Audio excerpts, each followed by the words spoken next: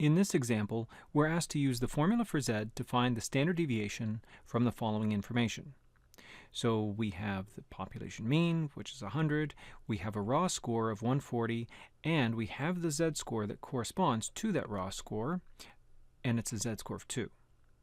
Now the formula for z that they're talking about is the one that we've been using. So it's z equals to a raw score minus the population mean over the population standard deviation. Normally what you would do here is you would use all of this information, so your raw score, your mean, your standard deviation, you would plug them in, and then you would get a value for z. But of course we've already got our value for z. What we're missing is the standard deviation. So we need to take this formula and rearrange it so that it looks like this. We've got the population standard deviation all by itself, and then everything else is going to be over here on the other side in some sort of arrangement.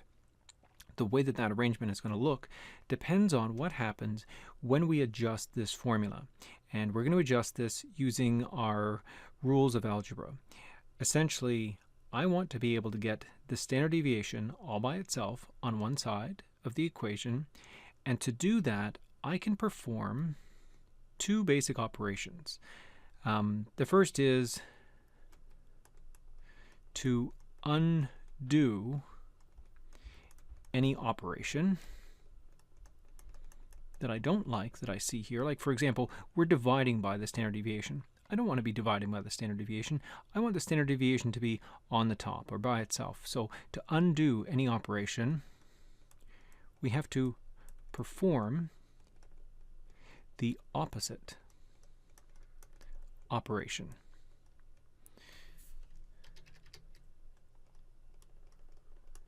So if you see something being divided, just multiply by that same element. If you see something being subtracted, just add that same element. The trick though is you have to do this not just you can't just follow this one rule, you have to follow a second rule as well. You must perform the same operations to both sides of the equation.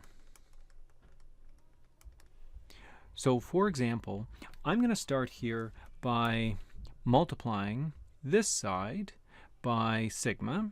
So these will cancel each other out. So that will stop me dividing by sigma. But I have to perform the same operation to this side as well. So when I rewrite my equation, it's going to be z sigma equals x minus the mean. So now what I have is sigma almost by itself in the right spot. But I've got it being multiplied by this z here, and I don't want to see that.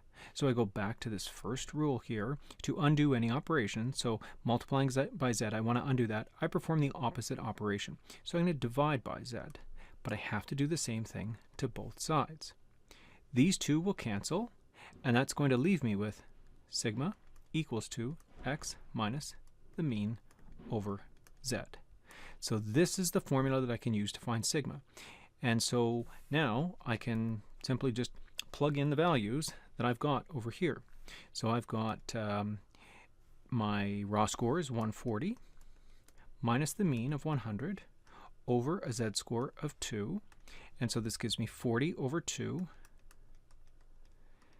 And that gives me 20. So my standard deviation is equals to 20.